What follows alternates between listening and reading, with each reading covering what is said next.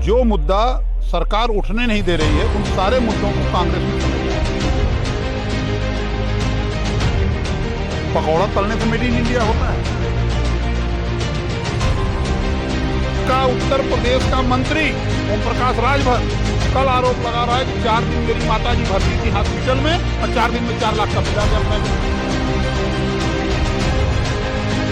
शिक्षा में सबसे बड़ा काम दिल्ली में मनीष सिसोदिया ने किया, वो 1 साल से जेल है।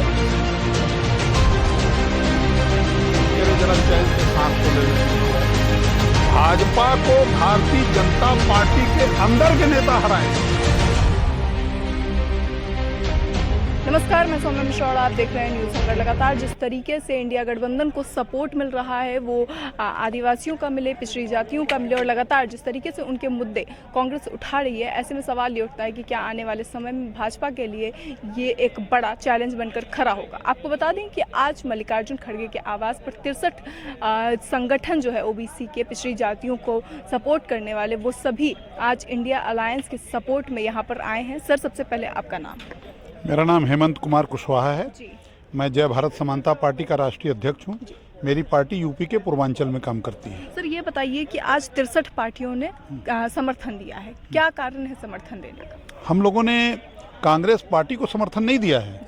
हम लोगों ने कांग्रेस पार्टी की जो वर्तमान नीतियाँ, जो घोषणा पत्र आया है, उसको समर्थन किया है। क्या ऐसा है घोषणा पत्र में जिसको समर्थन देने के लिए आज 63 जो पार्टियां हैं वो सभी आज उनके साथ खड़े? उसका सबसे बड़ा मुद्दा यह है कि जो मुद्दा सरकार उठने नहीं दे रही है उन सारे मुद्दों को कांग्रेस ने समेटा है।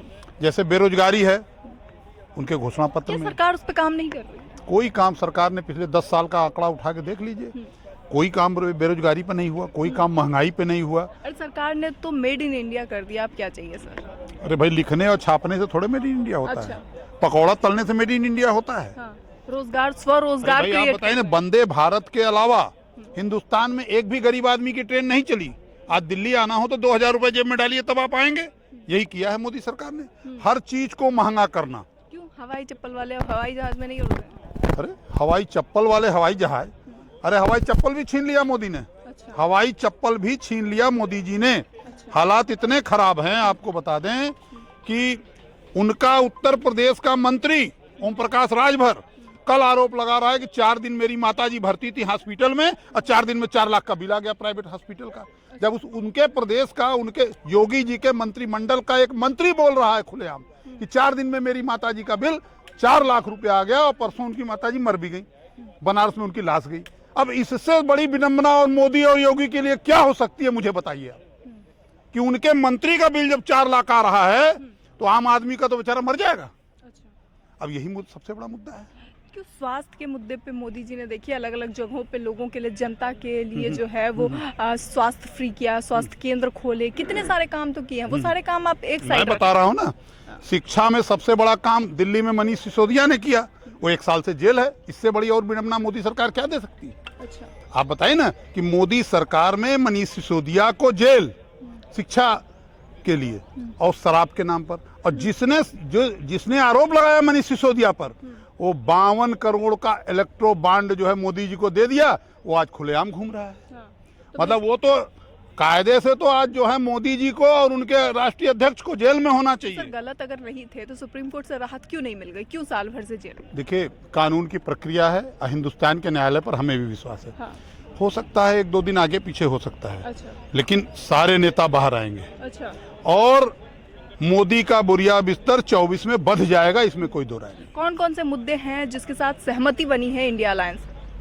देखिए, इंडिया अलायंस तो एक ऐसा अलायंस है, जैसे सन 75 में इमरजेंसी थी ना, इमरजेंसी से जब नेता लोग जेल में 77 से छूटे तो उसके बाद किसी का जिला अध्यक्ष नहीं था, किसी का प्रदेश अध्यक्ष नहीं था, किसी का संगठन नहीं था। लेकिन यही दिल्ली के बोट क्लब पर एक रैली हुई, अटल बिहारी वाजपेयी जी वहाँ 2 मिनट तक बोले नहीं, चुप रहे।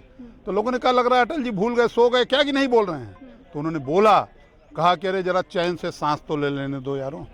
यही वर्डिंग था उनका। हम लोग आए थे रैली में, उन्होंने कहा चैन से 4 साल बाद छूट के आए, चैन से सांस ले लेने दो यारों। 38 महीना जेल में थे अटल जी, और जैसे ही वो आए, चैन से सांस लेने दो यारों, 60 दिन का चुनाव था जैसे है, फिजा बदली, इंदिरा जी स्वयं हार गई थी। आज उससे बुरी पोजीशन है भाजपा को भारतीय जनता पार्टी के अंदर के नेता हराएंगे। अभी उनके अंदर अंतर तो देखिए, आपके मीडिया वाले छापते हैं ना, बोलते हैं कि गडकरी प्रधानमंत्री बनेगा। अरे हमारे यहाँ तो साफ हो गया कि भाई इंडिया अलायंस में हम लोग बाद में चुनेंगे। अच्छा। उनके यहाँ तो प्रधानमंत्री होते हुए रोज प्रधानमंत्री पद की लड़ाई चल रही है कि गडकरी बनेंगे कि राजनाथ बनेंगे कि वो बनेंगे। अरे इंडिया अलायंस में तो नाम ही तय नहीं है कि कौन बने। हमने तो कहा ना, हम जीत के आएंगे तब तय करेंगे। अच्छा। हमारा तो क्लियर कंसेप्ट है कि हम जीतेंगे तब उसके बाद तय करेंगे कि नाम किसका है। हर राज्य में अलग राजनीति चल रही है। हर किसी को चाहिए कि हम अपने राज्य में खुद ही जीत लेंगे, हम अपना राज्य खुद ही देख लेंगे। ममता बनर्जी की बात कर लीजिए, अखिलेश यादव से सीट को लेकर के हुआ था मनमुटाव। मैं एक बात कहना चाहता हूं, पूरे देश में पिछले 3 महीनों में बीजेपी में जितनी ज्वाइनिंग हुई है, जितने नेता दूसरे दलों से टूट के गए हैं, उन लोगों से जब मेरी बात होती है तो वो कहते हैं कि भाई साहब इस सरकार को हटाइए, उसके बाद तो मैं देखूंगा इनको। वो सारे ईडी सीबीआई के डर से गए हुए हैं। वहां उनको कुछ मिलना नहीं है। वहां उनकी धार्मिक स्वतंत्रता, आर्थिक स्वतंत्रता, राजनीतिक स्वतंत्रता, सारी चीजें छीन ली है बीजेपी ने। लेकिन किसी भी कीमत पर वो केवल, अखिलेश जी भी कल बोले हैं कि भाई हमारे नेता जो टूट के गए सब रात को आके 12 बजे रोते हैं मेरे यहाँ। अच्छा। कहते हैं अरे किसी तरह भाई साहब इसको हटाइए। अच्छा। देखिए, लड़ने वाला लड़ेगा। आपका मुख्यमंत्री केजरीवाल लड़ रहा है, लालू यादव लड़ रहा है, तेजस्वी यादव लड़ रहा है, हम लोग लड़ रहे हैं, ऐसे लाखों नौजवान लड़ रहे हैं। लेकिन जो भागने वाले हैं अपना भाग रहे हैं। लेकिन हकीकत यह है कि आप देख लीजिए, आपको मैं सीधा बताता हूँ, किसी एक स्टेट का लीजिए, राजस्थान 25 में 25 सीट बीजेपी की रही है। लेकिन मैं पूछना चाहता हूँ, अभी 3 महीना पहले ना भी विधानसभा बीता है। विधानसभा के चुनाव में आप देख लीजिए, विधानसभा चुनाव में 9 या 10, मतलब जितने भी एमएलए हैं कांग्रेस के, उनका वोट जोड़ दीजिए तो 10 सीट हो जाएगी राजस्थान में। साफ तौर पे जो है आप देख सकते हैं कि किस तरीके से लगातार जो है अब 63 संगठन जो है वो जुड़े हैं इंडिया अलायंस के साथ। ऐसे में कई तरह के मुद्दे हैं। सवाल ये है कि क्या आखिरकार इसका कितना असर आने वाले समय में लोकसभा चुनाव पे पड़ेगा, क्योंकि एक तरफ जहां लगातार आम आदमी पार्टी पर शिकंजा गिरा हुआ है ईडी का, तो वहीं दूसरी ओर कांग्रेस को सपोर्ट करने के लिए अब पिछड़ी जाति के जो संगठन के लोग हैं वो सभी यहाँ पे एक एक करके इकट्ठा हो रहे हैं। उत्तर प्रदेश के अभी आपने कई संगठनों से को देखा कि किस तरीके से उत्तर प्रदेश के संगठन से ये थे। वहीं दूसरी ओर राजकुमार सैनी जी भी यहाँ पे आज मौजूद थे हरियाणा से। हरियाणा में चुनावी माहौल है, ऐसे में आने वाले हरियाणा चुनाव में भी साफ तौर पे इसका असर दिखेगा। हालांकि इस सब को लेकर आपकी क्या राय है, अपनी राय कमेंट बॉक्स में ज़रूर बताएं। ऐसी और खबरों के लिए देखते रहिए न्यूज़ हंगर।